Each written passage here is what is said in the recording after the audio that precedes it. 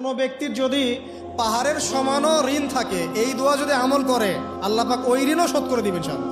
রিজিক তো বাড়বেই ইনশাআল্লাহ, আপনার যত ঋণ আছে ইনশাআল্লাহ আল্লাহ পাক শোধ করে দিবেন। বিশ্বাস করলেন না? এই দোয়া শিখাই দিচ্ছি, এই জন্য আমাকে হাদিয়া দেওয়া দরকার, স্পেশালি আমাকে এখন হাদিয়া দেওয়া দরকার। তো এখন সেই দোয়া শিখাচ্ছি আপনাদেরকে, যে দোয়া শিখলে আপনারা ঋণ থেকে বাঁচবেন ইনশাআল্লাহ। কত দিবেন বলেন? হ্যাঁ, এই তো শুকরিয়া। দোয়া করবেন যেন আল্লাহ পাকের দিনটাকে আল্লাহর জমিনে প্রতিষ্ঠা করতে পারি। আমার সাথে বলেন, দোয়াটা হচ্ছে আল্লাহুম্মা ইকফিনি বিহালালিকা আন হারামিকা ওয়া আগনিনি বিফদলিকা আম্মান সিওয়াকা। এই দোয়াটা ছোট না, এটা মুখস্থ করবেন, সেজদায় পড়বেন, নামাজের সেজদায় পড়বেন, আত্তাহিয়াতু দরুদ শেষ তারপরে পড়বেন, নামাজ শেষে হাত তুলে করবেন, যখন তখন শেষ রাতটা করবেন।